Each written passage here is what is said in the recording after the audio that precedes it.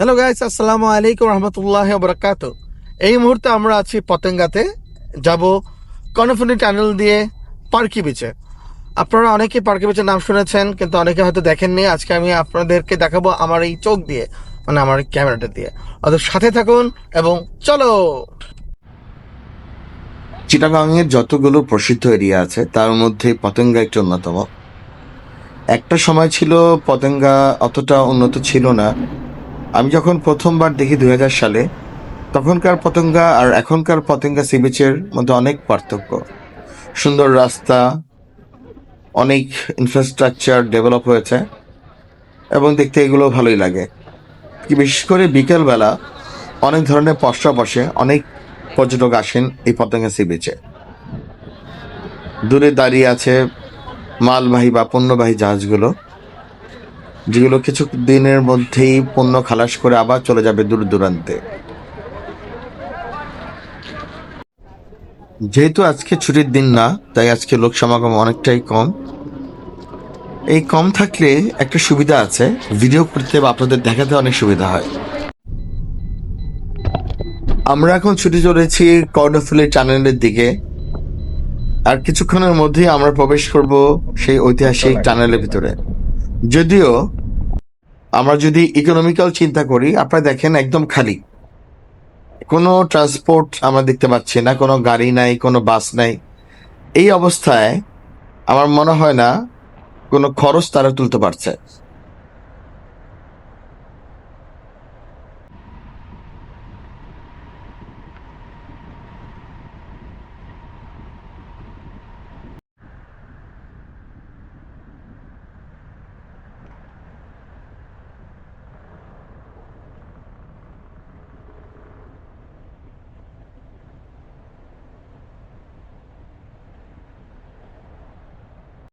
এই মুহূর্তে আমরা অবস্থান করছি আনোয়ারা থানার ভিতরে।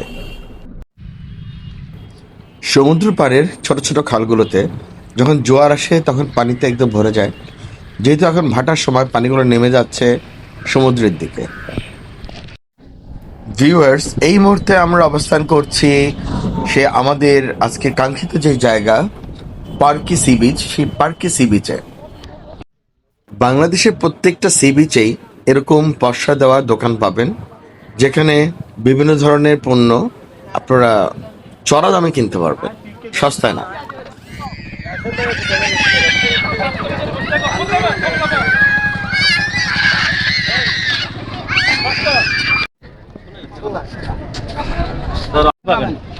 এটা একটা করতেছে, মানে এখানে যদি আমি তিনটা ফেলাই। তিনটে না, তিন বল দিয়ে ছয়টা। তিন বলতে ছয়টা। ছয়টা বলতে বলে আপনি একটা টাকা নিতে পারবেন। একটা টাইগার। আচ্ছা না বলে একটা টাকার টাকা দিব আমাদের 20 টাকা। আচ্ছা আচ্ছা আচ্ছা। এখান থেকে এখান থেকে আমি টাকা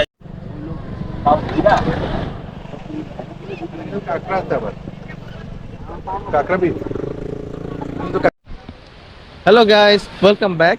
এই মুহূর্তে আমরা আছি পার্কি বিচে, যা চট্টগ্রামের আনোয়ারা থানার অন্তর্গত একটি বিচ। খুব একটা লোক সমাগম হয় না, কারণ অনেকে এই পার্কি বিচ সম্পর্কে জানেন না। আমরাও এসেছি এই প্রথমবার এই পার্কি বিচে। দূর থেকে দেখা যাচ্ছে বেশ কিছু জাহাজ আছে, অ্যাঙ্কারেজ করা আছে জাহাজগুলো। কিছুটা আছে অয়েল ট্যাঙ্কার, বাল্ক ক্যারিয়ার। দূরে মাদার ভ্যাসেলগুলো দেখা যাচ্ছে, যে মাদার ভ্যাসেলগুলো সাধারণত সাইডে ভিড়তে পারে না। আপনারা হয়তো ক্যামেরাতে ভালোভাবে বুঝবেন না, কারণ আমরা খালি চোখে যা দেখছি তা অনেক সময় ক্যামেরাতে দেখানো সম্ভব হয় না।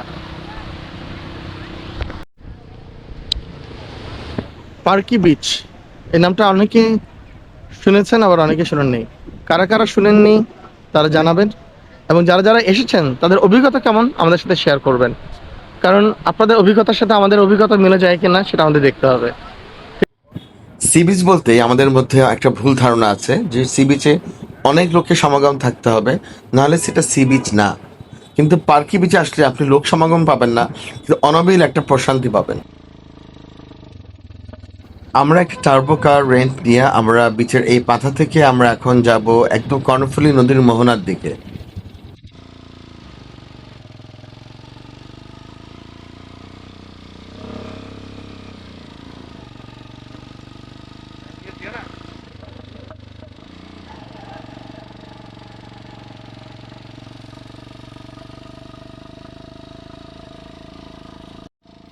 আমরা দূরে একটি জাহাজ দেখতে পাচ্ছি, জানি না আপনারা দেখতে পাচ্ছেন কিনা। আমরা জাহাজটির কাছে যাব এবং আপনাদেরকেও দেখাবো।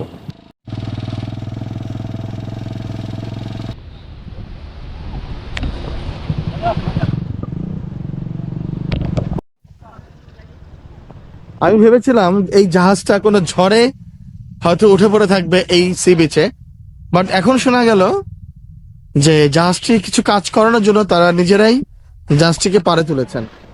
পরে হয়তো যে কোনো ভাবেই হয়তো ক্যানেল করে আবার জাহাজটিকে নামিয়ে ফেলবেন।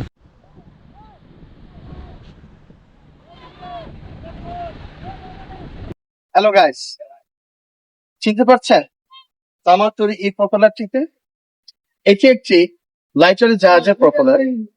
এটি আজকেই এই বিচের মধ্যে তুলে দেওয়া হয়েছে। আমি ভেবেছিলাম এটি হয়তো কোনো ঝড়ের কারণে বা কোনো একটা দুর্যোগে জাহাজটি বিচে উঠে গেছে, আসলে তা না। জাহাজের উপরে যারা আছেন তাদের সাথে কথা বলে জানা গেল জাহাজটিকে তারা নিজেরাই বিচিং করেছেন এই বিচের উপরে কোনো একটা মেরামতের জন্য। পরবর্তীতে হয়তো ক্যানেল করে আবার তারা জাহাজটিকে নামিয়ে দেবে। এখানে দুটো প্রপেলার দেখতে পাচ্ছি আমরা, প্রপেলার নাম্বার 1 এবং এদিকে আসুন।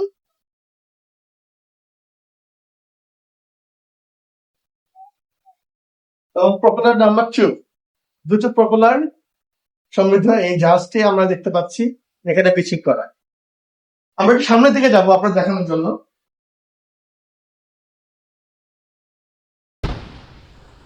বিশাল একটা জাহাজ, অথচ যখন এটা সমুদ্রে থাকে তখন সেটি হয়ে যায় ছোট্ট নৌকার মতো, মনে হয় কাগজের নৌকা পাচ্ছে।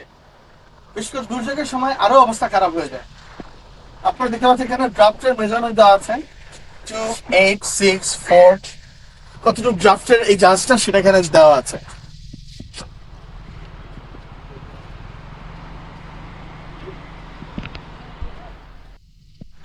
কাছে এসে দেখতে পাবেন এই জায়গাগুলো মরিচার মতো। এই যে আমার হাতে দেখতে পাচ্ছেন, দিস কল রাস্ক। হয়তো এগুলোতে হয়তো ডেন্টিং করা হবে আমার যেমন হচ্ছে। যখন এই জাহাজগুলোতে পণ্য ভরে থাকে তখন এটি একদম সাগরের লেভেল পর্যন্ত চলে যায়, তখন এক সাইড থেকে ঢেউ আরেক সাইডে চলে যায়, দেখে মনে হবে জাহাজটি বুঝি ডুবে যাচ্ছে, আসলে কিন্তু তা না।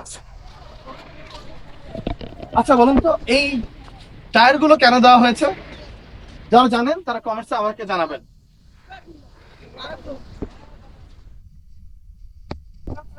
জাহাজে কিছু ঝুলন্ত সিঁড়ি থাকে, এই ঝুলন্ত সিঁড়ি দিয়েই মূলত যারা নাকি জাহাজে আছেন, নাবিকরা আছেন, সুকানি আছেন বা ইঞ্জিনিয়ার যারা আছেন তারা উপর থেকে নিচে ওঠানামা করেন।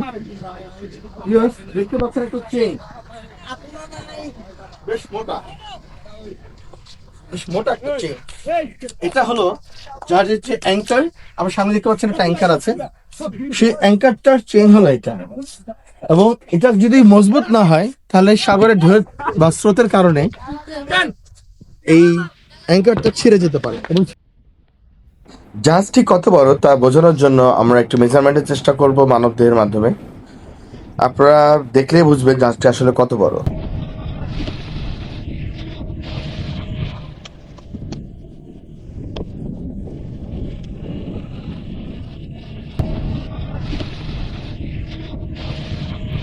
এই বিশাল জাহাজের সামনে থেকে আজকের মতো বিদায় নিচ্ছি। আপনারা ভালো থাকবেন, সুস্থ থাকবেন। আল্লাহ হাফেজ।